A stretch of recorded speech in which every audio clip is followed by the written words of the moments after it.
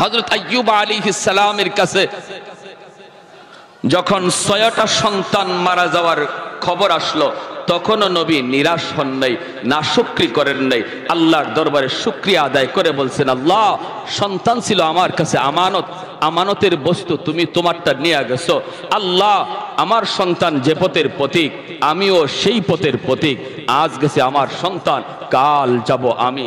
দুনিয়ার এটাই নিয়ম, আসার সময় সিরিয়াল মেনটেন হয়, যাবার সময় কোনো সিরিয়াল নাই। আবার আসার সময় বাবা আগে আসে, সন্তান পরে আসে। যাবার সময় দেখা যায় বাবার আগে ছেলে যায়, নাতির আগেও দাদা চলে যায়। ঠিক কিনা? আমার ভাইয়েরা, বন্ধুরা, একটু মনোযোগ লক্ষ্য করে শুনো রে আল্লাহর গোলাম। যেই মাত্র আইয়ুব আলাইহিস সালামের কাছে ৬টা ছেলের মৃত্যু সংবাদ কানে আসলো, তখনও নবী শুকরিয়া আদায় করেন। আল্লাহ পাক ইবলিসকে ডাক দেয়া বলে, ইবলিস দেখ, পরীক্ষায় আমার আইয়ুব একে একে যতগুলি পরীক্ষা আমি আল্লাহ তারে দিচ্ছি রে, সবগুলি পরীক্ষায় আইয়ুব পাশ করেছে, শুধু না A+ পায়া পাশ করেছে। ইবলিস কই, মালিক, এখনো তোমার শুকরিয়া কেন আদায় করে তুমি জানোনি? বলে কেন? এখনো তার 4টা স্ত্রী এখনো জমিনে আছে গো। 4 জন স্ত্রী যেই স্বামীর আছে তার কিসের টেনশন? ছেলে 6টা চলে যাক না 10টা চলে যাক, স্ত্রী তো আছে, সন্তান আবার দুনিয়া আসবে। এই ভরসায় তোমার গোলামি করে, এই ভরসায় এখনো তোমার উপরে সে নারাজ হয় না, এখনো নারাজ হয় না। আল্লাহ পাককে একে একে পরীক্ষা দেওয়ার জন্য শয়তান উদ্বুদ্ধ করতেছে। আল্লাহ পাক কয়, তাহলে শুন, 4টা স্ত্রীর উপর পরীক্ষা শুরু হয়ে গেল। 4 জন স্ত্রী, 3 জন এক খাটের মধ্যে ঘুমায় আছেন। একজন বিবি রহিমা, তিনি আছেন নবীর সাথে রাতের বেলা। যেই রাত্রে 3 জন এক খাটের মধ্যে শুয়ে আছেন রে আল্লাহর গোলাম, ওই রাতে 7 পইরা 3 জন স্ত্রী মারা গেলেন। এই খবর নবীর কাছে যখন আসলো, তখনও নবী নাশুকরি করে না, তখনও আল্লাহর শুকরিয়া আদায় করে, তখনও আল্লাহর শুকরিয়া আদায় করে। আল্লাহ পাক রব্বুল আলামিন কয়, এরে ইবলিস, দেখ তো দেখি, দেখ আমার পয়গম্বর আইয়ুব কিন্তু এখনো আমি আল্লাহর শুকরিয়া আদায় করে। ইবলিস তখন কয়, কি শুনবেন? ইবলিস তখন কয়, মালিক, এখনো শুকরিয়া আদায় করে, কারণ তারে সুস্থতার নিয়ামত তুমি দিয়েছ। হাত 2টা এখনো তার সুস্থ, পা 2টা এখনো সুস্থ, এখনো সে সুস্থ শরীর নিয়ে চলাফেরা করতে পারে। এজন্য তোমার শুকরিয়া আদায় করে। যেই মানুষটার হাত 2টা সুস্থ, সে কোনোদিন গরিব নয়। যার হাত পা 2টা সুস্থ, সেও গরিব নয়, কারণ সে কর্ম করে খাইতে পারে। ঠিক কিনা জোরে কন? কর্ম করে খাইতে পারে, সে গরিব নয়, গরিব নয়। আল্লাহ পাক রব্বুল আলামিনকে ইবলিস তখন ডাক দিয়ে কই, মালিক, এজন্য তোমার এখনো শুকরিয়া আদায় করে। আল্লাহ পাক কয়, ইবলিস শুন, তুই যত কথা বলস না কেন রে, আইয়ুব এমনে এমনে নবী হয় নাই, আমি আল্লাহ তারে নবী বানাইছি। নফল বন্দেগীর মাধ্যমে আল্লাহর ওলি হওয়া যায়, আব্দুল কাদের জিলানী হওয়া যায়, মঈনুদ্দিন চিশতি হওয়া যায়, কিন্তু নবী পয়গম্বর হওয়া যায় না, সাহাবী হওয়া যায় না। সাহাবী আল্লাহ পাক নিজে চয়েস করেন নবী পয়গম্বর কে হবে, সেটাও আল্লাহ পাকের চয়েস করা, আল্লাহ পাকের চয়েস করা। রব্বুল আলামিন তখন ডাক দিয়ে কই, ইবলিস, তাহলে শুন, এইবার পরীক্ষা শুরু হবে আমার পয়গম্বরের শারীরিক পরীক্ষা, দেহের উপরে পরীক্ষা শুরু হবে। এরে যুবক, দিলটা একটু নরম করে কথাগুলি শুনো রে আল্লাহর গোলাম। দুনিয়াতে কম বেশি পরীক্ষা আমাদের সবার জীবনে আসে। কেউ কখনো অসুস্থ হইয়া মসজিদ সাইরা দেই, কেউ কখনো বিপদে পইরা আল্লাহর নাম সাইরা দেই। আমি আমার জীবনে পেয়েছি, সিলেটের এক জায়গায় ওয়াজে গিয়েছিলাম, মানুষজন আমারে কইতেছে, হুজুর, ওই যে একটা ঘর দেখতেছেন, এই ঘরের লোকটা ছিল অনেক নামাজি বড় দিনদার, লোকটা ছিল বড় নামাজি বড় দিনদার। হঠাৎ করে লোকটা একটা একটা বিপদে পড়ে গেল। বিপদে পড়ার পরই সে চিৎকার করে কয়, এত নামাজ পড়লাম, এত রোজা রাখলাম, এত আল্লাহরে ডাকলাম, আল্লাহ আমারে কেন বিপদে ফেলাইল? বেনামাজি সুদখোর ঘুষখোর আল্লাহ কোনো বিপদ দেয় না, আমাকে বুঝি আল্লাহ দেখলো। এই বইলা মসজিদ ছেড়ে দিছে হুজুর, এখন আর মসজিদে আয় না, আল্লাহর বিরুদ্ধে কথা কয়, রাস্তায় রাস্তায় ঘুটে নাস্তিকদের মতো কথা কয়। এরে আল্লাহর গোলাম, একটু দিলটা নরম করে কথাগুলি শোনো। যদি তুমি বিপদের সময় সবর কইরা বিপদের সময় তুমি আল্লাহকে ডাকো, হাসরের ময়দানে আল্লাহ পাক আইয়ুব নবীর সাথে তোমারে জান্নাত দান করবে। জোরে কোন সুবহানাল্লাহ।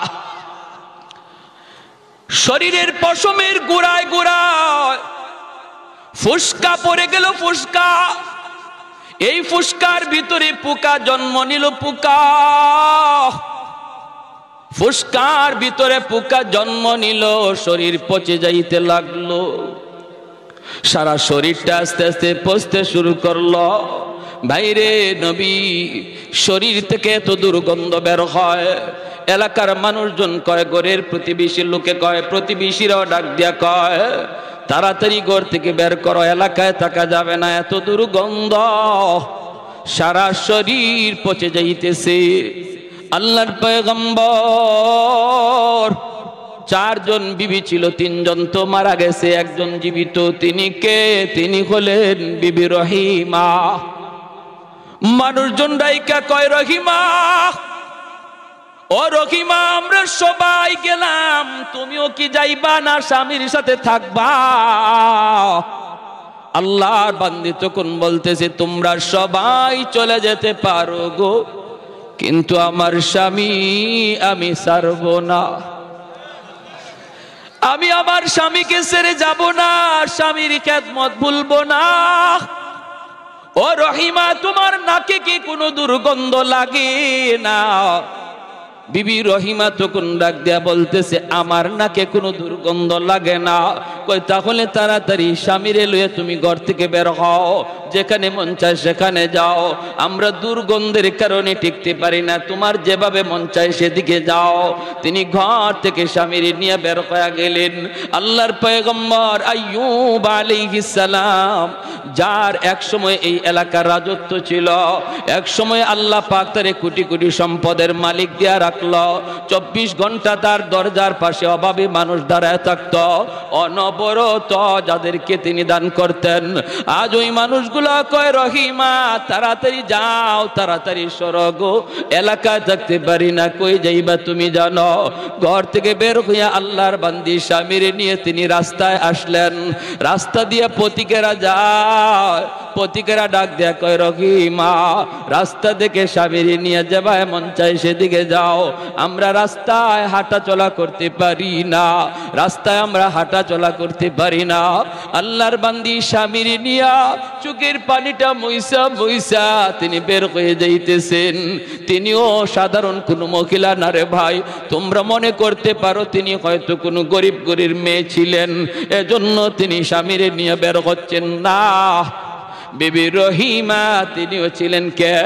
তিনিও ছিলেন নবী পরিবারের সন্তান, হযরত ইউসুফ আলাইহিস সালামের নাতিন, ছেলের ঘরের নাতিন। আল্লাহু আকবার। নবী পয়গম্বর গণের পরিবারের সন্তান, রাজ পরিবারের মেয়ে, রাজ পরিবারের মহিলা। মুহূর্তের ভিতরে তিনিও স্বামীরে ফালায়া চলে যেতে পারতেন, কারণ বাবার বাড়ি হলো রাজবাড়ি, বাবার বাড়ি হলো রাজবাড়ি, আবার নবী পরিবারের একজন মেয়ে। কিন্তু না না, তিনি বুঝতেন স্বামীর কদর, স্বামী কত বড় দৌলত, এটা তিনি বুঝতেন। বিদায় বলছেন, তোমাদের নাকে গন্ধ লাগে, কিন্তু আমার স্বামীর পচা গন্ধ আমার নাকে লাগে না। রাস্তার পাশেও থাকতে দিল না, স্বামীকে লইয়া মাঠে চলে গেলেন। মাঠে, ও আমার বিনোদর চোরের মা বোনেরা, একটু মনোযোগ দিয়া খেয়াল করে শোনো গো মা, তোমাদের ঘটনা বলতেছি, তোমাদের একটা ইতিহাস বলতেছি। কাকে বলে স্ত্রী, কাকে বলে স্বামী, কাকে বলে সংসার, একটু মনোযোগ দিয়ে শোনো, এমন সংসার যদি করতে পারো ঘরটা জান্নাতি ঘর হয়ে যাবে। এই সন্তানগুলিকে আল্লাহ জান্নাতি সন্তান বানায় দিবে, মেধাবী সন্তান আল্লাহ বানায় দিবে। যেই ঘরের মধ্যে স্বামী স্ত্রীর ভিতরে মহব্বত থাকে, এই ঘরের সন্তানগুলিকে আল্লাহ পাক মেধাবী বানায় দেয়, হাফেজে কোরআন বানায়, আলেমে দ্বীন বানায়, মুফতি মুহাদ্দিস বানায়। যেই ঘরে স্বামী স্ত্রীর মধ্যে ঝগড়া হয়, যেই ঘরে স্বামী স্ত্রীর মধ্যে গালাগালি হয়, এই ঘরে সন্তান চেষ্টা করো তার মেধাবী বানানো যায় না। কারণ বাপ মার সর্বদা ঝগড়া আর গালাগালির বদাসর সন্তানের উপরে যায় পড়ে। তুমি যদি সন্তানকে মানুষের মতো মানুষ বানাইতে চাও, আগে ঘরটারে সুন্দর করো, ঘরটারে সুন্দর করো। ভাইয়েরা বন্ধুরা, মাঠে তিনি চলে গেলেন, রাস্তা থেকে মাঠে গেলেন স্বামীকে লইয়া। স্বামী গ, এক সময় তোমার আঙ্গুলের ইশারায় এই এলাকা চলতো, আজকে এলাকার মানুষ তোমারে ঘরে জায়গা দেয় না, রাস্তায় জায়গা দেয় না, মাঠে চলো। মাঠে গেলেন, কৃষকেরা আসতে দৌড়ায় আইসা বলতেছে, রহিমা এখানে যদি স্বামীর নিয়ে থাকো আমরা মাঠে কোনো কাম কাজ করতে পারবো না, এত দুর্গন্ধ, এত দুর্গন্ধ, আমরা মাঠে কাম কাজ করতে পারবো না, তুমি অন্য কোথাও চলে যাও। আল্লাহর বান্দি স্বামীর নিয়ে তিনি কোথায় যাবেন, কোন দিকে যাবেন? জঙ্গলের দিকে রওনা দিছেন। জঙ্গলের পাশে যায় তিনি দেখতে পেলেন একটা ডাস্টবিন, সর্বদা দুর্গন্ধ বের হয়। ডাস্টবিনের পাশে যায় তিনি জায়গা করে নিলেন। এই ডাস্টবিনের দুর্গন্ধের কারণে কোনো মানুষজন এই রাস্তা দিয়ে, এই জায়গা দিয়ে যাতায়াত করে না। তিনি বুঝলেন মানুষ যখন আসে না, তাহলে আমাকে কেউ এখান থেকে সরাবে না। এই জায়গাটাতে স্বামীকে নিয়ে তিনি থাকতে শুরু করলেন। ডাস্টবিনের গন্ধ আল্লাহর বান্দির নাকে লাগে না, স্বামীর দুর্গন্ধ নাকে লাগে না। এখানে স্বামীকে নিয়ে তিনি পইরা আছেন। বাইরে একদিন দুই দিন নয়, মাসকে মাস চলছে। দিনের বেলা মানুষের বাড়িতে যান কাম কাজ করার জন্য, যাইয়া তিনি কাম কইরা কিছু খাবার সংগ্রহ কইরা স্বামীকে আইনা খাওয়ান, হালুয়া খাওয়ান। হালুয়া শক্ত খাবার খাওয়াইতে পারেন না, স্বামী খাইতে পারেন না। আইয়ুব আলাইহিস সালামের পুরা দেহটা পুকে খেয়ে ফেলতেছে, জিহ্বাটা এখনো পুকে ধরে নাই। আইয়ুব নবী ডাক দিয়া কয়, মালিক সারা দেহ আমার পুকে খাক, আমার আপত্তি নাই, আপত্তি নাই। যখনই আমি তোমাকে জিহ্বা দিয়া আল্লাহ কইয়া ডাক দিতে দেই, সাথে সাথে আমার সব কষ্ট আমি ভুলে যাই। ও মালিক, এজন্য তোমার কাছে আমার আবদার, আমার জিহ্বাটারে তুমি পোকা দিয়া খাওয়ায়ো না, যেন আমি জিহ্বা দিয়ে তোমাকে আল্লাহ আল্লাহ কইয়া ডাকতে পারি। জোরে কোন সুবহানাল্লাহ। ভাইরা আমার, আল্লাহর বান্দি মানুষের বাড়িতে যে কাম করেন, হালুয়া পাকায়া স্বামীরে তিনি খাওয়ান। কেমনে খাওয়ান রে ভাই? চামচ দিয়া খানা দিতে পারেন না, দিলে পরে চামচটা লাগলে নবী ব্যথা পান, কারণ দাঁতের মাড়িটা পর্যন্ত পচে গেছে, এমনি ভাবে ঠোঁট পর্যন্ত সব পচে গেছে। চামচ যদি লাগে সাথে সাথে তিনি ব্যথা পান, ব্যথা পান। তখন আল্লাহর বান্দি তিনি আঙ্গুল দিয়েও খাওয়ান না, হাত দিয়া খাওয়াইতে গেলে আঙ্গুলটা যদি এই আক্রান্ত জায়গায় লাগে, যদি মুখের এই আক্রান্ত জায়গায় আঙ্গুলের নখটা লাগে, নবী ও কয়ে চিৎকার করে কান্দা উঠেন। এজন্য বিবি রহিমা চামচ দিও না, আঙ্গুল দিও না, নিজের জিহ্বাটারে তিনি চামচ বানাইয়া এই জিহ্বার মধ্যে হালুয়া উঠাইয়া জিহ্বাটা স্বামীর মুখের ভিতরে ঢুকাইয়া খানা খাওয়ান। অলকমের ভিতরে জিহ্বাটা ঢুকে তিনি খানা খাওয়ান। এইভাবে তিনি স্বামীরে খাওয়ান। দিনের বেলা তিনি মানুষের বাড়িতে যায় কাম করেন, কিছু কাম কইরা খাওয়ানোর ব্যবস্থা করেন। এইভাবেই চলছে, এইভাবেই চলছে রে ভাই। ভাইয়েরা বন্ধুরা, একদিন তিনি কাম পান নাই, কোথাও কোনো কাম কাজ পান নাই। গেছেন একজন ইহুদি মহিলার বাড়িতে, যাইয়া তিনি বলতেছেন, মা গো, ঘরে কোনো কাম আসেনি, আমাকে কোনো কাম দেওয়া যাবেনি। মহিলায় কয়, না না, আমার বাড়িতে কোনো কাম নাই, কাজের লোক লাগে না, কাজের লোক লাগে না। তখন তিনি বলতেছেন, তুমি হালুয়া পাকাইছো, একটু হালুয়া দিবানি, আমার স্বামীর জন্য একটু হালুয়া নিব। মহিলায় কয়, আমি বিনা টাকায় বিনা পয়সায় হালুয়া দেই না, আমি তো বিক্রি করি। তখন আল্লাহর বান্দি বলেন, মাগো, কিছুই তো নাই, কি দিয়ে তোমার আমি দেব, কি বদলা দেব, দেবার তো কিছুই নাই। আমার জন্য চাই না, আমার জন্য চাই না, আমার একজন অসুস্থ স্বামী, আমার অসুস্থ স্বামী জঙ্গলের ডাস্টবিনের পাশে রেখে এসেছি, অসুস্থ ক্ষুধার্ত তার জন্য। মহিলায় কয়, না, আমি এমনে দেই না, পয়সা লাগে, পয়সা দিব কোত্থেকে?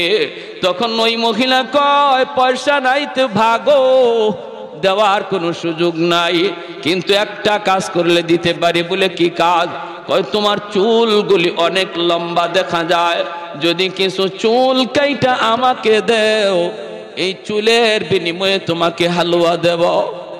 আল্লাহর বান্দি বিবি রহিমা কই, না না মাগো, তুমি এমন কথা বইল না গো, আমার লম্বা চুল থাকার কারণে আমার স্বামী আমার চুলে দইরা বসা থেকে মাঝে মাঝে দাঁড়ায়, আমার চুলটারে আমার স্বামী লাঠি বানায়। আর একটু জোরে কোন সুবহানাল্লাহ। ও আমার মা বোনেরা, খেয়াল করে শুনো, আমার নবী রহমতের নবী বলেছেন, আইয়ুমা ইমরাতিন ইদা সাল্লাত খামসাহা ওয়া সামাত শাহরাহা ওয়া হাফিজাত ফারজাহা ওয়া আতাআত বালাহা। নবী বলেন, যেই মহিলা 4টা কাজের জিম্মাদার হয়ে যায়, আল্লাহর তৈরি জান্নাতের যে কোনো দরজা দিয়ে ঢুকবে, কেউ তারে বাধা দিবে না, বাধা দেওয়ার কোনো সুযোগ তার নাই। 1 নাম্বার হলো, যদি কোনো মহিলা নামাজের হিসাবটা ঠিক মতো আল্লাহরে বুঝাইতে পারে, ওয়াক্ত মতো নামাজ পড়া নেয়, পরের ওয়াক্তে নামাজ নেয় না, যথা টাইমে নামাজ যেই মহিলা আদায় করে। 2 নম্বর হলো, যেই মহিলা রমজান মাসে রোজা ঠিক মতো রাখে। 3 নম্বর হলো, নবী বলেন, যেই মহিলা খাস পর্দা করে। খাস পর্দা বলতে আমরা কি বুঝিনি রে ভাই? খাস পর্দা হলো ঘরের পর্দা, বাহিরের পর্দা। ঘরেও কিন্তু পর্দা আছে, বাহিরেও পর্দা আছে। বাহিরের পর্দা হলো বের হওয়ার সময় মোটা কাপড়ের বোরকা পরে বের হও, ঢিলা ঢালা বোরকা পরে বের হও, এটা হলো বাহিরের পর্দা। মুখটাও তোমার ঢাকা থাকবে, হাত মোজা পা মোজা লাগানো থাকবে, এটা হলো বাহিরে বের হওয়ার পর্দা। আর যদি একান্ত ঘরে তুমি থাকো, তুমি ঘরে থাকো, ঘরেই থাকো, একান্ত প্রয়োজনে বের হলে মোটা কাপড়ের বোরকা পরে বের হবা। ঘরের ভিতরে থাকলে তোমার পর্দা আছে। চাচাতো ভাইয়ের সাথে পর্দা করা তোমার ফরজ, মামাতো ভাইয়ের সাথে পর্দা করা ফরজ, খালাতো ভাইয়ের সাথে পর্দা করা ফরজ। এমনি ভাবে ভাইয়েরা বন্ধুরা, গ্রামের সম্পর্কের চাচা, গ্রামের সম্পর্কের নানা, গ্রামের সম্পর্কের দাদা, গ্রামের সম্পর্কের মামা, গ্রামের সম্পর্কের যত যা কিছু আছে সব হলো তোমার জন্য বেগানা, বেগানা। তাদের সাথে দেখা করা তোমার জন্য হারাম, কথা বলা হারাম। তো ঘরের পর্দা, বাহিরের পর্দা যেই মহিলা করলো, 4 নাম্বার নবী বলেন, যেই মহিলা স্বামীর কথা মতো চলে, স্বামীরে খুশি রাইখা চলে। যেই মহিলা মারা যায় আর ওই অবস্থায় তার স্বামী তার উপর খুশি থাকে, নবী বলেন, মরতে দেরি, জান্নাতে যাইতে দেরি না। ভাইরা আমার, এজন্যই তো বিবি রহিমা কি পরিমাণ স্বামীর খেদমত, কি পরিমাণ স্বামীর জন্য ত্যাগ, কি পরিমাণ কুরবানি। ওই মহিলা কই, চুল কাইটা দিবা তবে আমি তোমাকে হালুয়া দেব। আল্লাহর বান্দি কয়, চুল কাটা যাবে না, কারণ যদি আমি চুল কাটি আমার স্বামী কেমন করে বসা থেকে উঠবে, কেমন করে তিনি বসা থেকে উঠবে। ইহুদি মহিলা কই এত কিছু বুঝি না, যদি আমার কাছ থেকে হালুয়া নিতে হয় চুল দেওয়া লাগবে। তিনি বাধ্য হয়ে গেলেন চুল দেওয়ার জন্য, সাথে সাথে একটু চুল কাইটা দিয়া দিল। স্বামীর কারণে নিজের চুলটা তিনি কিছু দিয়া দিলেন কাইটা। শয়তান কিন্তু সুযোগ পায়া গেছে, শয়তান পিছনে লাইগা আছে কেমন করে স্বামী স্ত্রীর ভিতরে একটা ভুল বুঝাবুঝি সৃষ্টি করাইতে পারে। শয়তান যদি স্বামী স্ত্রীর মধ্যে ভুল বুঝাবুঝি করাইতে পারে, তালাকের পর্যায়ে নিতে পারে, সংসার যদি ভাঙ্গা দিতে পারে। আল্লাহর নবী বলেন শয়তানের জীবনের যত শয়তানি আছে রে, সমস্ত শয়তানির ভিতরে সবচেয়ে বড় শয়তানি হলো তালাক, সবচেয়ে বড় শয়তানি হলো ঘরের মধ্যে স্বামী স্ত্রীর ভিতরে গন্ডগোল। নবী বলেন একদিন ইবলিস সবগুলি ইবলিস রে নিয়ে একসাথে বইছে, বইয়া বলতেছে আজকে কে কি খারাপ কাজ করছো একটু তালিকা দাও। একজনে কই একজন লোক মসজিদে যাইতেছিল, শয়তানি করে আমি মসজিদ থেকে ফিরাইয়া দিছি, আর মসজিদে যাইতে দেই নাই। কয় এটা তো সামান্য কাম, বড় কোনো কাম না। শয়তান কিন্তু মুকুট নিয়ে বসা, পুরস্কার নিয়ে বসা, এই লোকে পুরস্কার দিল না। আরেকজন রে কয় আমি মাপে কম দেওয়াইছি, আমি একটা দোকানদার রে বুদ্ধি কইরা মাপে কম দেওয়াইছি। শয়তান কয় এটাও বড় কোনো পাওয়ার কিছু না।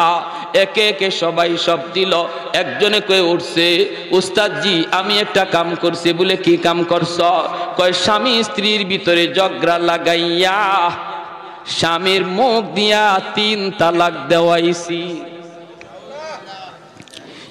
ইবলিস সিংহাসন থেকে লাফ দিয়ে উঠে গেছে, ওইটাই দৌড় দিয়া যায় তার মাথার মধ্যে পুরস্কার এই মুকুট দিয়া কয় তুই আজকে সবচেয়ে বড় শয়তানি করছ, তুমি আমার কাছ থেকে পুরস্কার পাওয়ার যোগ্য।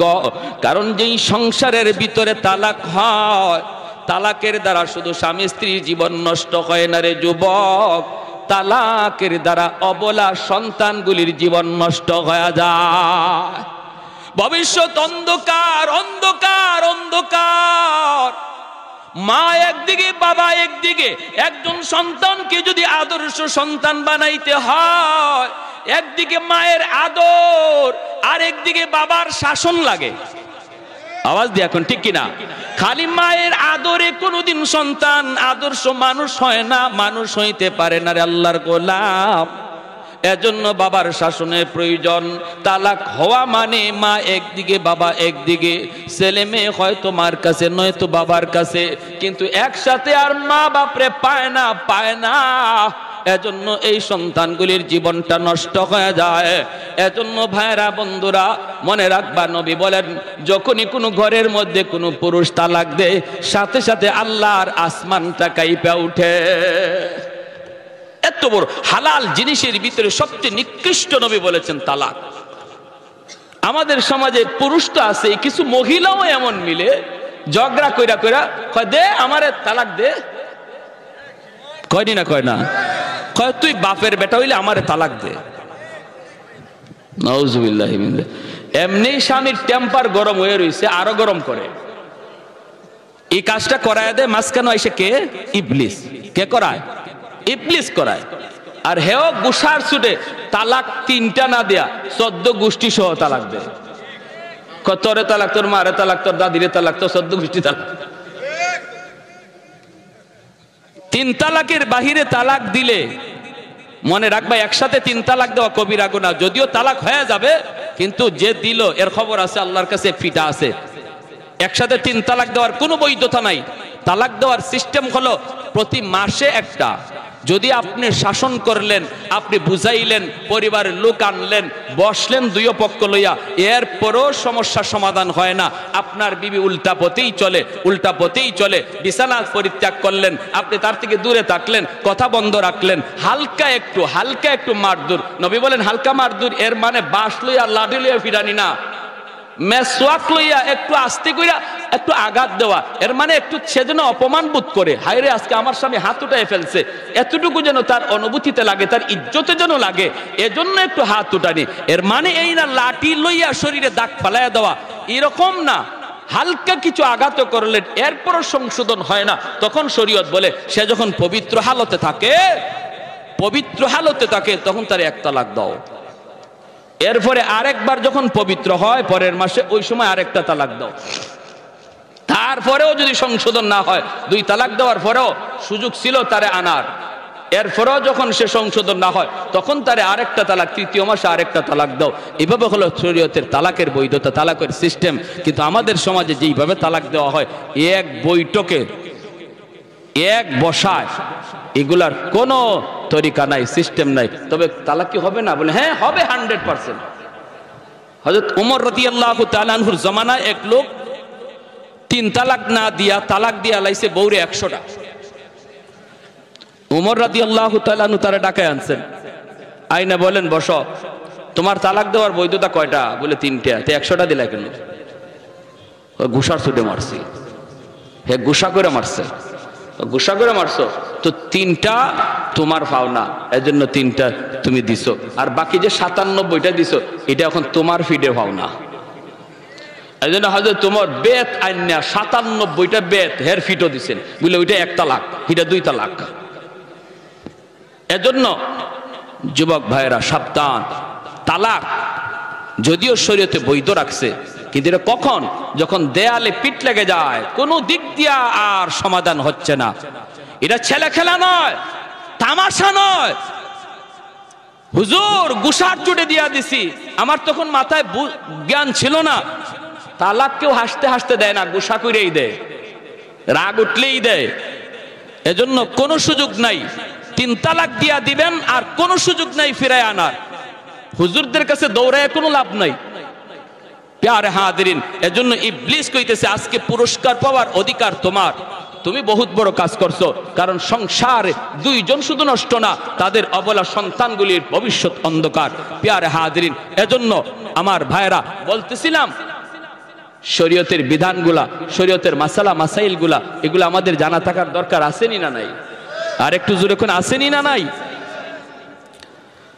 আমার ভাইরা বন্ধুর আল্লাহর গোলাম, যেই মাত্র চুলটা কাইটা তিনি দিয়া দিলেন, হালুয়া নিয়ে আসলেন। স্বামীর কাছে আসার আগে ইবলিস আইয়ুব আলাইহিস সালামের কাছে আয়েশা বলতেছে, নবী গো, জানেননি একটা গোপন খবর?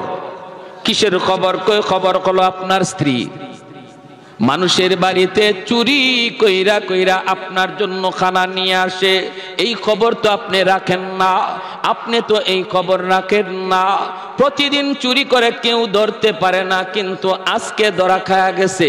ধরা খাওয়ার কারণে তার চুল কাইটা দিছে। চুল যদি আমার কথা বিশ্বাস না হয়, আসার পরে চুলের দিকে তাকায়া দেখেন, আজ কিন্তু তার চুল কাটা চুরিতে ধরা পড়ছে। এজন্য নাউজুবিল্লাহ জোরে কর। এর নাম হলো ইবলিস। এর নাম কি? এর নাম হলো ইবলিস। ঘটনা ঘটলো কি আর শুনাইতেছি কি? ঘটনা ঘটলো কি আর শুনাইতেছি কি? আল্লাহর পয়গম্বর সাথে সাথে যেন আসমান মাথায় ভেঙে পড়লো, কারণ তিনি তো নবী। হারাম খানা তো তিনি খাইতে পারেন না, চুরির মাল নবী তো খাইতে পারেন না। কোনো ইমানদার মুমিন কোনোদিন হারাম মাল খাইতে পারে না, চুরির মাল ডাকাতির মাল মুসলমান খাইতে পারে না। ভাইরা বন্ধুরা, আল্লাহর পয়গম্বর আওয়াজ দিয়া কই, মালিক, ঘটনা যদি এমনই হয়, আমাকে তুমি কেমন পরীক্ষায় ফেলাইছো গো আল্লাহ?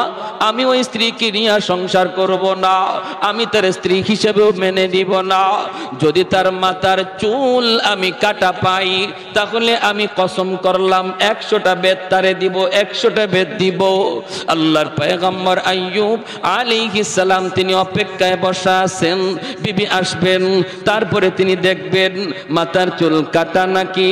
তিনি দেখবেন বিবি রহিমা হালুয়া নিয়ে স্বামীর কাছে তিনি হাজির হলেন। ভাইরা, তিনি হালুয়া দিলেন। নবী তো হালুয়া খাইতে রাজি না। তিনি তো বলতেছেন, রহিমা গো, মাথার চুলগুলি একটু দেখাও। দেখাইতেই তিনি দেখেন চুল কাটা। আল্লাহর নবীর কলিজার মধ্যে যেন রক্তক্ষরণ হয়ে যায়। হায় রে আমি কি শুনলাম, যা শুনলাম তা তো বাস্তব। সাথে সাথে তিনি বলেন, রহিমা গো, ও রহিমা, তুমি না একজন নবী পরিবারের মেয়ে, তুমি না নবী পরিবারের মেয়ে গো, কেমন করে তুমি এমন কাম করলা? আমি তো চুরির মাল চাই না, ডাকাতির মাল চাই না, আমি না খায়া মরতে রাজি, তবু হারাম খানা খাইতে রাজি না।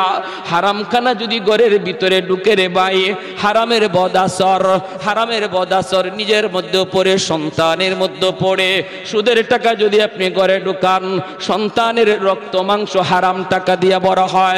এই সন্তান বড় হওয়ার পরে কোনোদিন নামাজি হয় না, আলেমদের পক্ষে কথা বলে না, ইসলামের পক্ষে কথা বলবে না, বাপ মার সাথে ভালো আচরণ করবে না, বাপ মার সাথে বেয়াদবি করবে, বাবার সাথে বেয়াদবি করবে, বাবার গায়ে হাত উঠাইতে পারে, কারণ তার শরীরে রক্ত মাংস তুমি বাবা হারাম টাকা দিয়া বড় করছ। আজ আমাদের সমাজের চিত্র এত খারাপ, এত খারাপ। কেন সন্তানগুলি বেপথে বেলাইনে চলে গেল? মায়ের কথা শুনে না, বাবার কথা শুনে না। কত বাবার অভিযোগ, হুজুর একটু পানি ফোড়া দেন, হুজুর একটু পানি ফোড়া দেন, পোলারে পাই না, হুজুর একটু পানি ফোড়া দেন, পোলাটায় কথা শুনে না, হুজুর একটু পানি ফোড়া দেন, মেয়েটায় কথা শুনে না। আমি যদি জিজ্ঞেস করি, বাবারে তুমি কি করো, কি করো, কি করো, কিভাবে টাকা কামাই করছো, খবর নিয়ে দেখা যায় প্রতিদিন ঘুষ খাইছে, ঘুষের টাকা দিয়া সন্তানরে বড় করছে।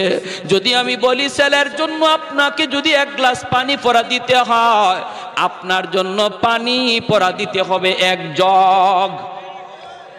মানুষগুলি কয় হুজুরদের পানি পড়ায় কাম হয় না, কাম হয় না। আমি বলি না, পানি পড়া কাম হয়, কিন্তু ওই পানি পড়া যেই ঘরে যে ঢুকবে, এই ঘরে ঢুকার সময় যায় দেখে ঘরের রহমতের দরজা বন্ধ, কারণ ঘরের ভিতরে সুদ ঢুকে, ঘরের ভিতরে ঘুষ ঢুকে, ঘরের ভিতরে হারাম ঢুকে। যেই ঘরে হারাম ঢুকে এই ঘরে গজবের দরজা খোলা, রহমতের দরজা বন্ধ। ইমাম সাহেব পানি পড়া দেয়, পানি পড়া আপনার ঘরে গিয়ে ঢুকতে পারে না, কারণ রহমতের দরজা বন্ধ, গজবের দরজা খোলা। ঠিক না, ঠিক না? আইয়ুব নবী ডাক দিয়ে বলতেছেন, বিবি গো, মরে যাব তবু চুরি করা মাল খাবো না, হারাম খাবো না, হারাম খাবো না, হারাম খাবো না। বিবি রহিমা তখন বলেন, স্বামী গো, কেমন করে তুমি বুঝলা এটা হারাম? কই তুমি কারো বাড়িতে চুরি কইরা মাল আনছো, এজন্য তোমার চুল কাইটা দিছে, চুল কাইটা দিছে।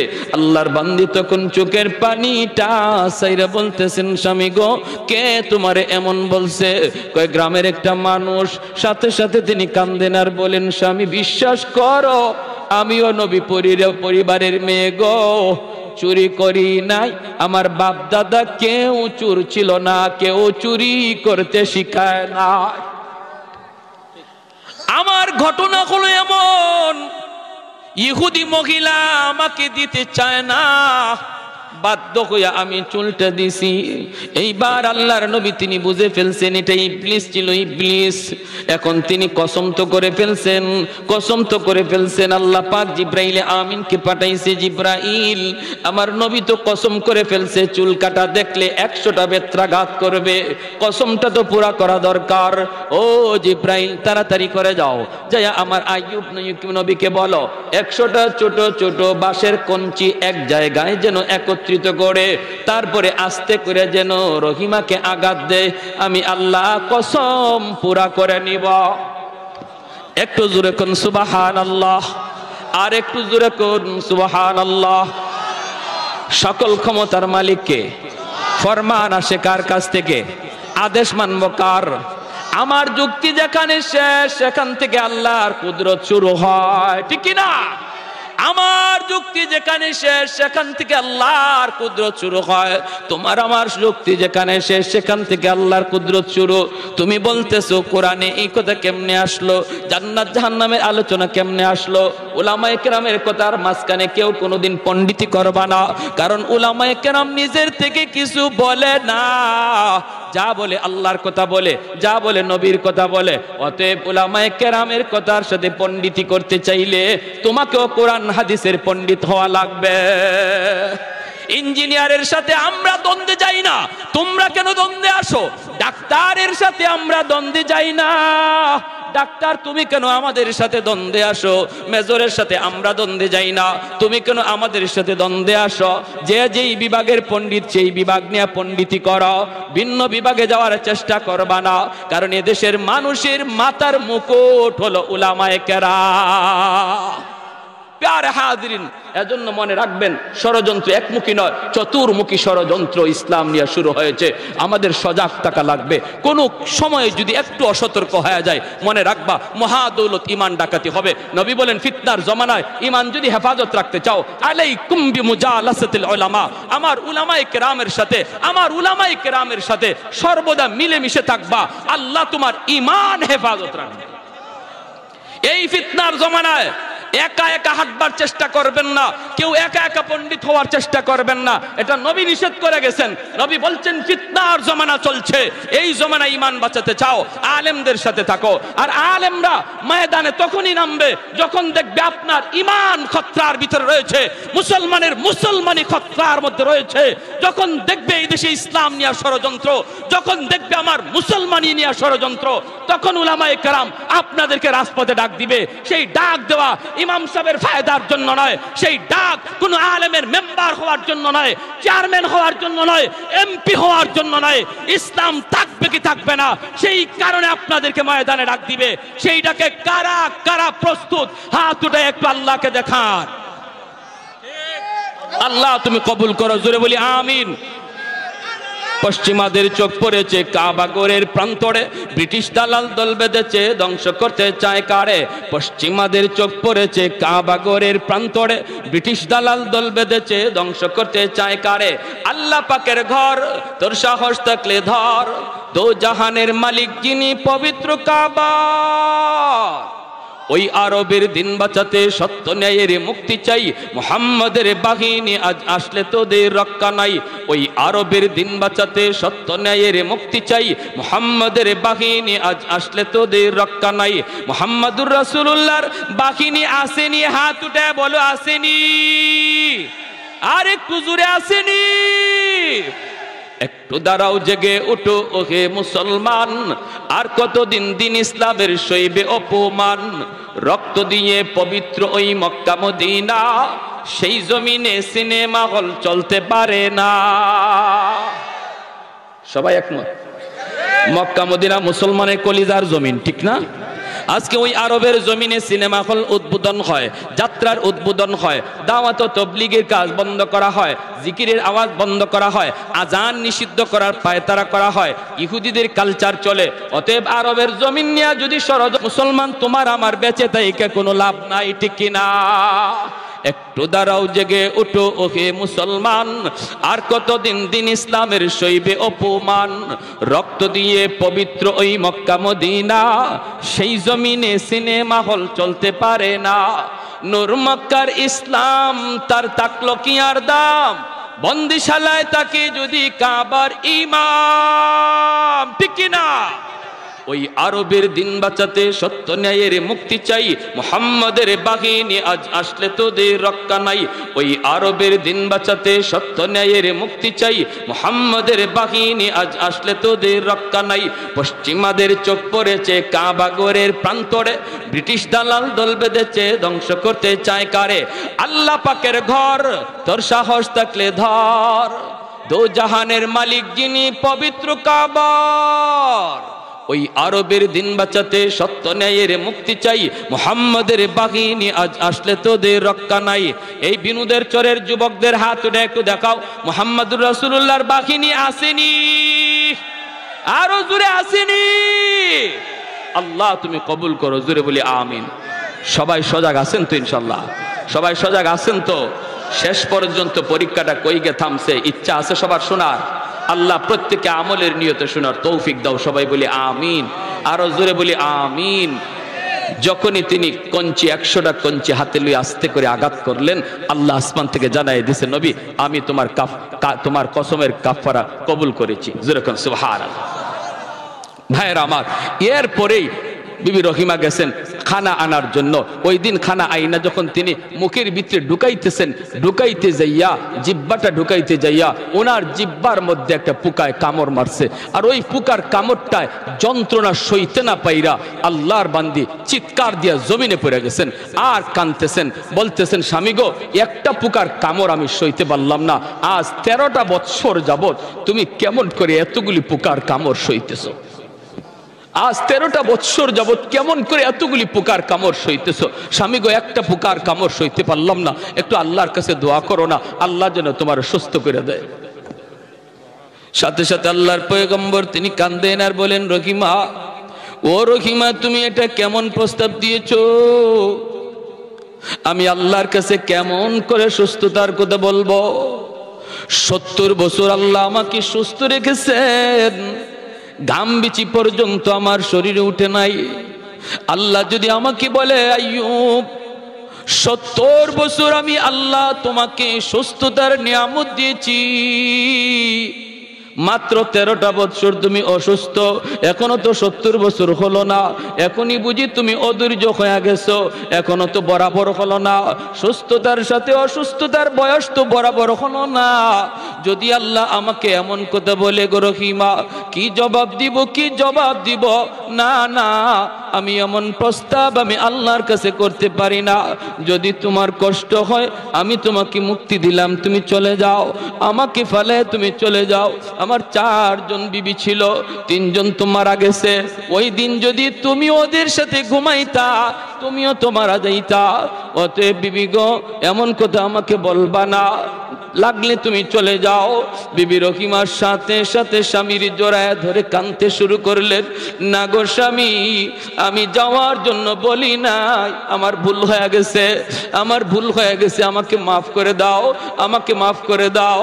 এ ভাই, আমি আপনি কিন্তু নবীর মতো বলবো না রে ভাই। আমার আপনার বলার তরিকা কি হবে শুনবেন।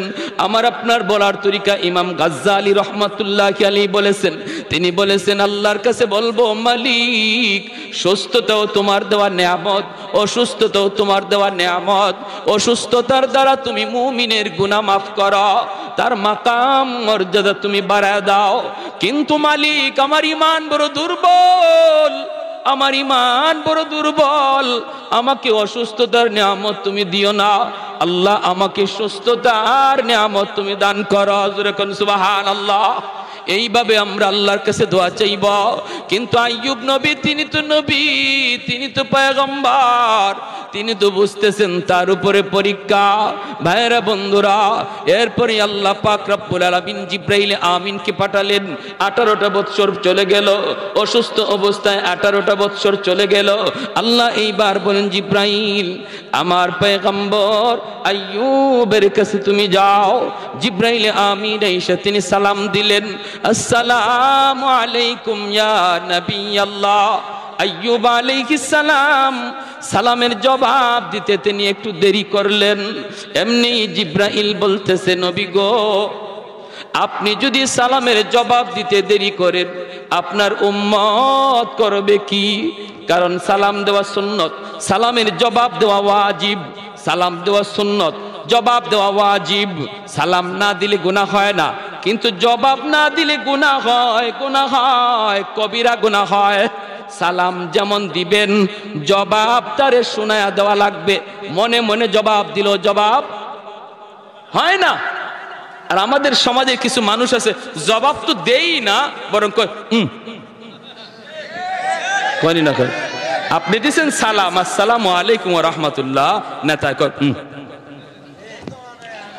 এই ধরনের যারা কয়া জবাব দিতেছেন, আল্লাহর কাছে কি পরিমাণ ধরা খাইতেছেন বুঝে আসবে যেদিন আল্লাহ ধরবে। সাবধান, কবিরা গুনাহ হয়, কবিরা গুনাহ। শুধু মুখে মুখে না, শোনায়া জবাব দেওয়া, ওয়া আলাইকুমুস সালাম ওয়া রাহমাতুল্লাহ, ঠিক না? সালামের সহি তরিকা আসসালামু আলাইকুম ওয়া রাহমাতুল্লাহ। আমাদের সমাজে বিভিন্ন ধরনের সালামের স্টাইল। একটা আছে রাজনৈতিক সালাম, সালাম আলাইকুম, আছে না সালাম আলাইকুম। আসসালাম শব্দের অর্থ হলো শান্তি নাজিল হোক, আর সালাম আলাইকুম শব্দের অর্থ হলো তোমার উপরে মরণ হোক। কেমন হইল? শান্তির দোয়া হইছে না মরণের দোয়া হইছে? হ্যাঁ, এজন্য কেউ যদি সালাম আলাইকুম কয়, আপনি গিয়ে ধরবেন, ধরে কইবেন তুই আমারে মরার দোয়া করলে কেন? মরার দোয়া করলে কেন? তুই আমার জন্য শান্তির দোয়া করতে পারস না, মরার দোয়া করলে কেন? সাবধান। এজন্য সালাম শুদ্ধ করে দিব, আর জবাব তারে শোনায়া দিব, জবাব তারে শোনায়া দিব। সালাম পাওয়ার সর্বপ্রথম হকদার হলো বাপ মা। আমাদের সমাজে আমরা আছি যারা সালাম কম বেশি করি, কিন্তু বাপ মারে সালাম করে এমন সন্তান খুব কম। অথচ সালাম পাওয়ার সবচেয়ে বড় হকদার হলো মা বাবা। একটা শান্তির দোয়া, আল্লাহ তোমার উপরে শান্তি নাজিল করুক। আমার বাবার জন্য আমি দোয়াটা করলাম না, মার জন্য এই দোয়াটা করলাম না, এটা বাবার হক নষ্ট করলাম, মার হক নষ্ট করলাম। প্যারে হাজিরিন, এজন্য যেই সন্তান বাবাকে সালাম দেয়, এই সন্তান আর বাপের মধ্যে আল্লাহ দিল থেকে মহব্বত বাড়ায়া দেয়। স্বামী স্ত্রীর ভিতরে যখন সালাম কালাম হয়, স্বামী স্ত্রীর ভিতরে মহব্বত আল্লাহ বাড়ায়া দেয়।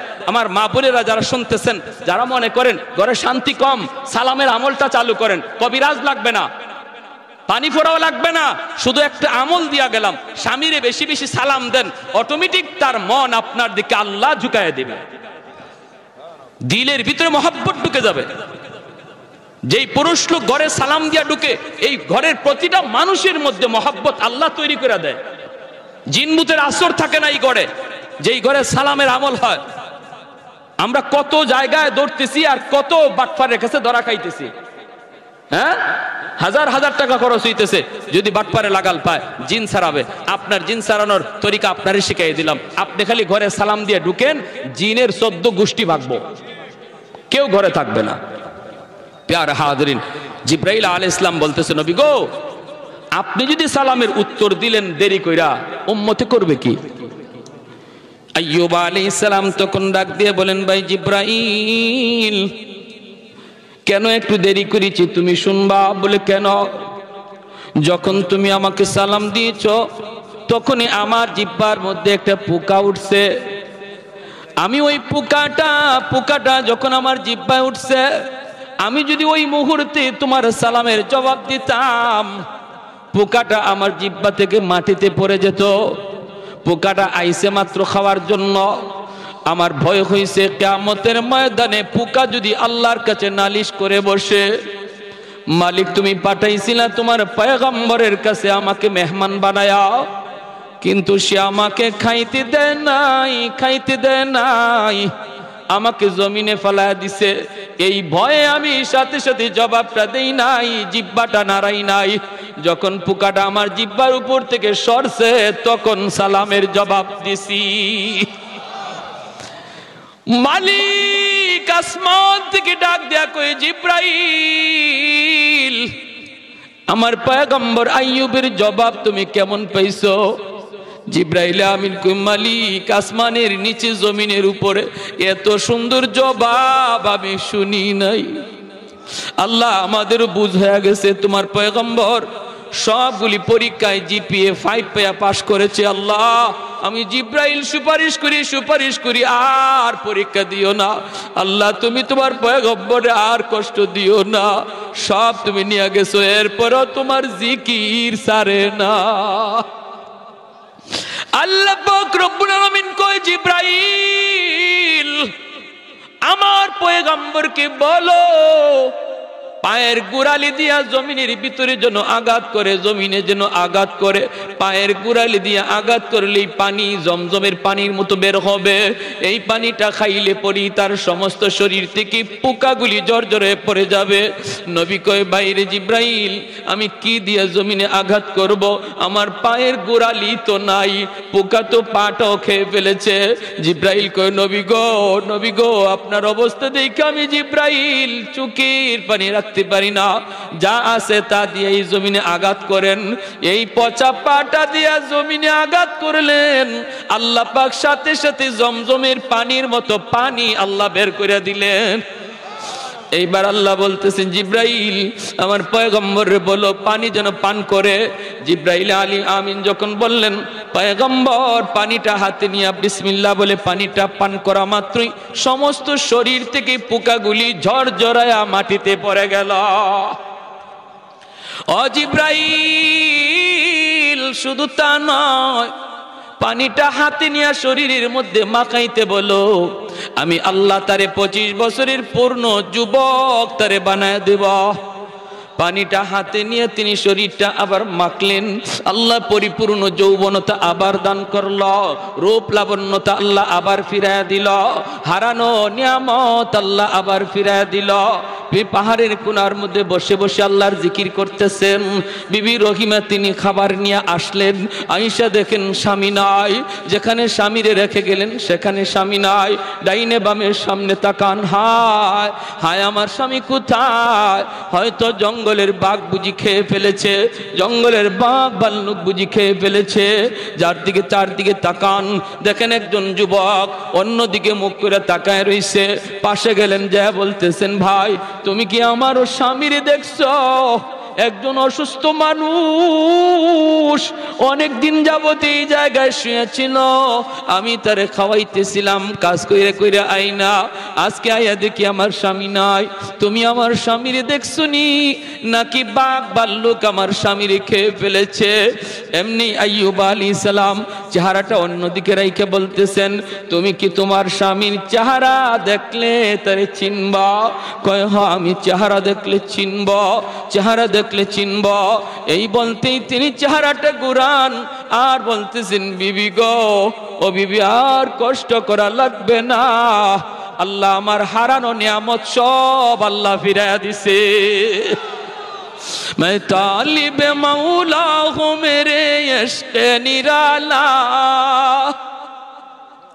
मैं तालिब मौला हूँ मेरे इश्क़ निराला, है जुमला जहाँ जिनके तजल्ली से उजाला, है जुमला जहाँ जिनके तजल्ली से उजाला, मदरुद जहाँ गैर खुदा यार नदारम, যদি याद खुदा हिचे दिगर कार नदारिम, যদি याद खुदा हिचे दिगर कार नदारिम। জোরে কোন আল্লাহু আকবার, আর একটু জোরে কোন আল্লাহু আকবার। এজন্য আমার ভাই, সব নিয়ামত আল্লাহ ফিরাই দিছেন, বিবিদেরকে আল্লাহ আবার জিন্দা করে দিছেন, 6টা সন্তানকে আল্লাহ আবার জীবিত করে দিছেন। যেরকম সুবহানাল্লাহ।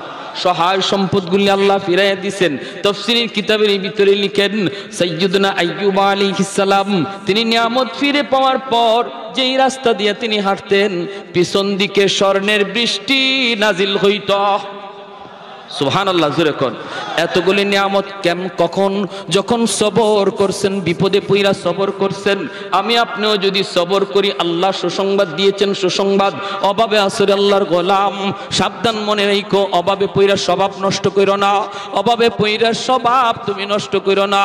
মনে রাখবা, অভাবী মানুষ অভাবের ভিতরে যখন তাকে আল্লাহ তারে পরীক্ষা নেন, অভাবের ভিতরে পইরা সে শুকর করে কিনা। ধনী মানুষের উপর আল্লাহ পরীক্ষা নেন, ধন দৌলত পাইয়া সে শুকরিয়া আদায় করে কিনা, অভাবে মানুষে সবর করে কিনা। এ ভাই মনে রাখো, একজন গরিব মানুষ যখন হাত উঠায়, আরেকজন ধনী মানুষ যখন হাত উঠায়, ধনী মানুষও হাত উঠাইছে, গরিবও হাত উঠাইছে, দুজন এক ক্যাটাগরির মুমিন, এক ক্যাটাগরির নামাজি, এক ক্যাটাগরির দিনদার, দুজন সমানে সমান, দুজন হালাল পথে চলে, দুজন আল্লাহকে ভয় করে। কিন্তু এরপরও নবী বলেন, ওই ধনী লোকের আগে গরিবের হাত আল্লাহর কাছে আগে কবুল হয়ে যায়। শুধু তা নয়, শুধু তা নয়, নবী বলেন, লক্ষ টাকা ধনী যদি আল্লাহর ঘর মসজিদে দান করে, তবুও গরিবের খালি হাতের দোয়া আগে কবুল হয়ে যায়। এজন্যই নবী বলেছেন, ইন্নামাল ফুকারা ইয়াদখুলুনাল জান্নাতা ক্বাবলাল আগনিয়া বি500 সানা। গরিব ধনীর 500 বছর আগে আল্লাহর তৈরি জান্নাতে যাবে। কোন গরিব? যেই গরিব গরিবী হালতে মসজিদে গেছে, যেই গরিব গরিবী হালতে বিবিরে পর্দার ভিতরে রাখছে, যেই গরিব গরিবী হালতে মেয়েটারে পর্দার ভিতরে রাখছে, যেই গরিব গরিবী হালতে হালাল পথে চলছে, হারাম পথে যায় নাই, সুদখোরের কাছ থেকে কখনো কখনো সুদে টাকা আনে নাই, অভাবে চলছে সংসার, অভাবে চাপালছে, এরপরও আল্লাহর ভয় যার অন্তরে ছিল, এই গরিব রে আল্লাহ পাক এলাকার ধনীরা যারা জান্নাতে যাবে, সম্পদ হালাল পথে কামাই কইরা হালাল পথে ব্যয় কইরা যেই ধনীরা জান্নাতে যাবে, এদের 500 বছর আগে আল্লাহ তারে জান্নাত দিবে। সুবহানাল্লাহ, জোরে কোন। তাহলে বিপদে পড়ে সবর করলে লাভ আসেনি না নাই?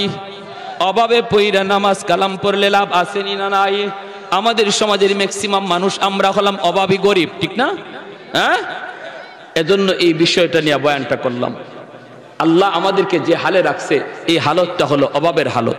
এই হালতটা হলো শহরে বন্দরে যারা আছে, আমেরিকা লন্ডনে যারা আছে, এদের কোনো অভাব নেই। যখন মন চায় গাড়ি চড়ে, যখন মন চায় বিমানে চড়ে, যখন মন চায় যা তা কিনে। কিন্তু আমরা যখন মন চায় তা মন চাইলেও পারি না, ঠিক না? মন চাইলেও পারি না। এজন্য আল্লাহ বলে, বান্দারে ধন দৌলত তো আমিই দেই, এক শ্রেণীরে দিছি, তোমারে দিছি না, এটা আমিই করছি। এরপরও তুমি যখন আমার এই সিদ্ধান্তের উপরে তুমি সবর করছো, আল্লাহ আমি তোমার সিদ্ধান্ত মাইনা নিলাম, দুনিয়াতে আমারে গরিব বানাইছো, আল্লাহ মাইনা নিছি, মানসি বিদায়ী তো তোমার ইবাদত বন্দেগী করি, মানসি বিদায়ী তো তোমার কদমে সেজদা দেই। আল্লাহকে বান্দা দেখ আমি আল্লাহ কত বড় মুনসিফ, আমার ইনসাফ দেখ। দুনিয়াতে ধনী আরাম করছে, তোর থেকে 60-70 বছরে হায়াত পাইছিল এই ধনী, 60 বছর সে আরামের দিক দিয়ে তোমার চেয়ে আগে ছিল, 60-70 বছর আরাম করছে তোমার থেকে বেশি।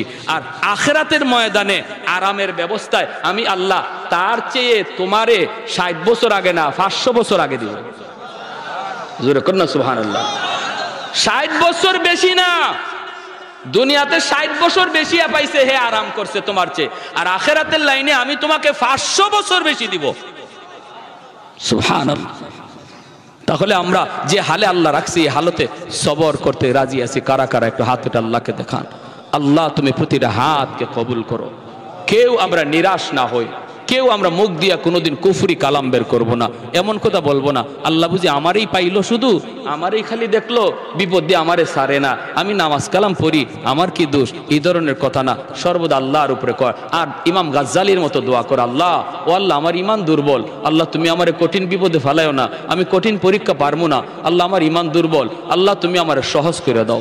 এই দোয়াটা করলে আল্লাহ খুশি হয়, আল্লাহ বিপদ দূরও করে, আল্লাহ খুশিও হয়। আল্লাহ আমাদের সবাইকে, বিশেষ করে এই যুবকগুলিকে আল্লাহ পাক ইসলামের পথে চলার, আল্লাহর বন্দেগী সঠিকভাবে করার এবং বিবি বাচ্চারে পর্দার ভিতরে রাইখা হালাল পথে পালবার তৌফিক আল্লাহ সবাইকে দান করুন।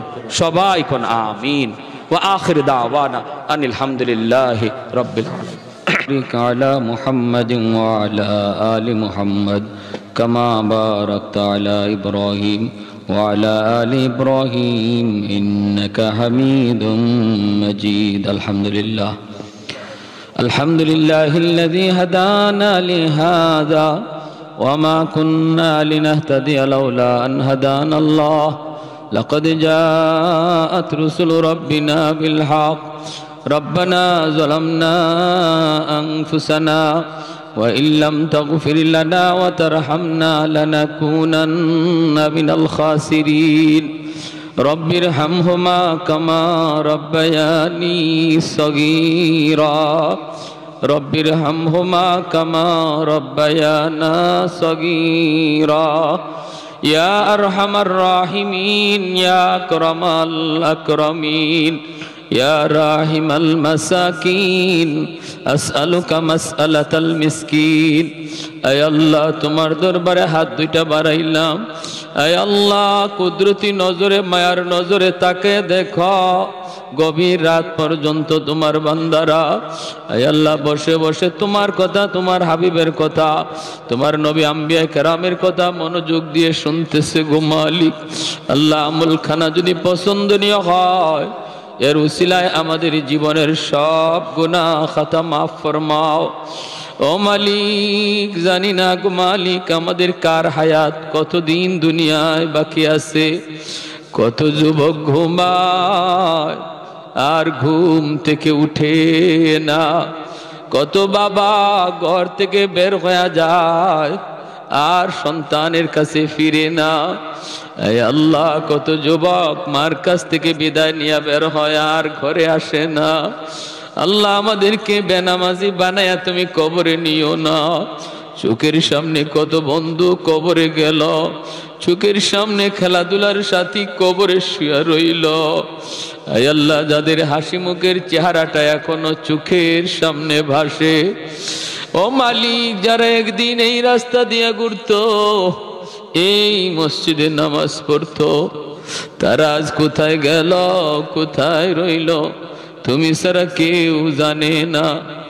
আয় আল্লাহ, আমরা খাটি দিলে তওবা করলাম, আমাদের তওবাকে কবুল আর মঞ্জুর ফরমাও। আর নাফরমানি করমু না, আর জীবনে নামাজ ছাড়মু না, বাপ মার সাথে বেয়াদবি করমু না, মানুষের হক নষ্ট করমু না। আল্লাহ মেহেরবানি করে আমাদের তওবাকে কবুল আর মঞ্জুর ফরমাও। ও মালিক, জানি না গো মালিক, কার জানি আমার মতো দুঃখিনী মা দুনিয়ায় নাই। যার মা নাই সে জানে মা কত বড় নিয়ামত, যার বাবা নাই সে জানে বাবা কত বড় দৌলত। যে মা একাধারে 10 মাস 10 দিন পেটে রাখল, মার পেটে তাইকা কলিজায় লাথি মারছি, মা খানা বন্ধ কইরা উইটে গেল, চোখ দিয়া পানি জোরে বাবা যায় জিজ্ঞেস করে কি হইছে, খানা খাইবা না? মা তখনও কয় না তোমার সন্তান আমার কলিজায় লাথি মারছে। ও মালিক, কত রাত মা না ঘুমাইয়া এই গরু ওই করে হাইটা হাইটা রাত কাটাইলো। আমি দুনিয়া আসলাম, প্রস্রাব করে বিছানা ভিজায় দিছি, মা ভিজা বিছানায় শুইয়া আমাকে বুকে রাইখা সারা রাত কাটায় দিল। আমি ঘর থেকে রাগ করে বের হয়ে গেছি, সবাই ঘুমায়া পড়লো, দুঃখিনী মা ঘুমায় না। গভীর রাতে দরজার কিনারায় যদি আইসা আম্মা কইয়া ডাক দিছি, মার সাথে সাথে দরজা খুইলা দিছে। মালিক, কেমন মারে তুমি কবরে আযাব দিও না, এমন মারে তুমি কবরে মাইরো না।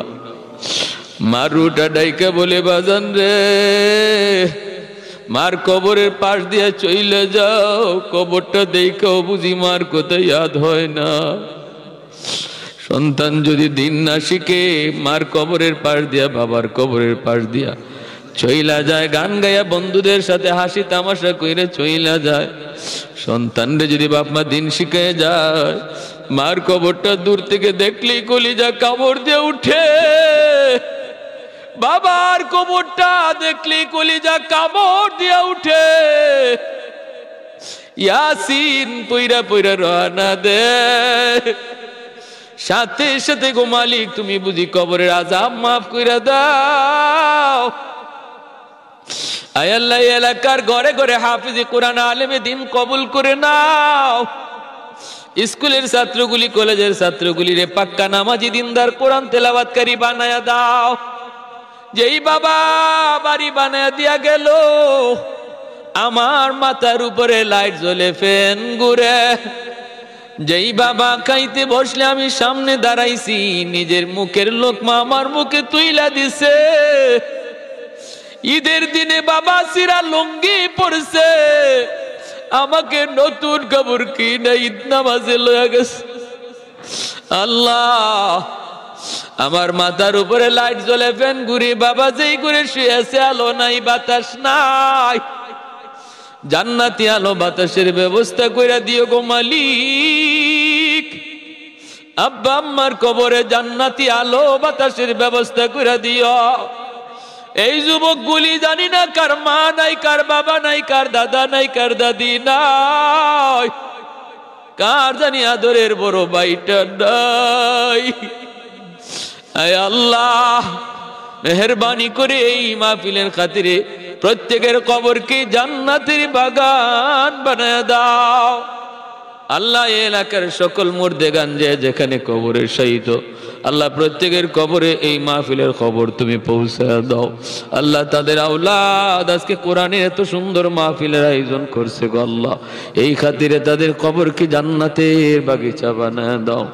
ও মাওলা, আম্মা আব্বা যাদের জীবিত হায়াতে বরকত দিয়া দাও, বাপ মার সেবা করার তৌফিক দাও। আল্লাহ যুবকগুলির হায়াতে বরকত দিয়া দাও, লেখাপড়ায় উন্নতি দাও, ব্যবসা বাণিজ্যে উন্নতি দাও, সামনের জীবনগুলি আসান করে দাও। ও মাওলা, মরণ পর্যন্ত কোরআনের খাদেম বানায় রাখো, সমাজের ভালো ভালো কাজগুলি তাদের দ্বারা করায় নাও। আয় আল্লাহ, সর্বদা উলামায়ে কেরামকে দিল থেকে মহব্বত করার তৌফিক দাও। আল্লাহ আমাদের এলাকার সমস্ত মানুষ সবাইকে আলেমদের সাথে মিলে মিশে থাকার তৌফিক দাও। মাওলায়ে করিম, ফিতনা ফাসাদ দূর করে দাও, হিংসা বিদ্বেষ অন্তর থেকে দূর করে দাও। ভাইয়ে ভাইয়ে মহব্বত, এলাকার মানুষের ভিতরে মিল মহব্বত তুমি বাড়ায় দাও। আল্লাহ প্রতিটা ঘরের মধ্যে শান্তি নাজিল করো, স্বামী স্ত্রীর মহব্বত বাড়ায় দাও। যেখানে অশান্তি আছে আল্লাহ তুমি শান্তি নাজিল করো। আল্লাহ ছেলেগুলিরে মা ভক্ত বাবা ভক্ত সন্তান বানাও, যুবকগুলিরে পাক্কা দিনদার নামাজি বানায় দাও। অসুস্থ যারা আছে আল্লাহ সুস্থ করে দাও, পেরেশানিতে যারা আছে পেরেশানি দূর করে দাও। আয় আল্লাহ, আমাদের দেশের উপরে শান্তি নাজিল করো, অশান্তি দূর করো। আল্লাহ ফসলে বরকত দাও, প্রবাসীদেরকে আফত বিপদ থেকে হেফাজত করো। আয় আল্লাহ, ব্যবসায়ীদের ব্যবসায় তুমি বরকত দান করো। মাওলা, এই মাহফিলকে এলাকার জন্য নাজাতের উসিলা বানাও। ও সাল্লাল্লাহু তাআলা, আমার মা বোনদেরকে মাফ করে দাও। আল্লাহ, আমার মা বোনদেরকে তুমি জান্নাতি বানাও। মা বোনদেরকে পর্দা নিশিন কোরআন তেলাওয়াতকারিনী বানাও। যে মা বেশি বেশি কোরআন তেলাওয়াত করে, এই মার গর্ভ থেকে হাফেজে কোরআন জন্ম নেয়। আল্লাহ প্রতিটা ঘরে ঘরে মা বোনদেরকে কোরআন তেলাওয়াতকারিনী বানায় দাও। ওয়া সাল্লাল্লাহু তাআলা আলা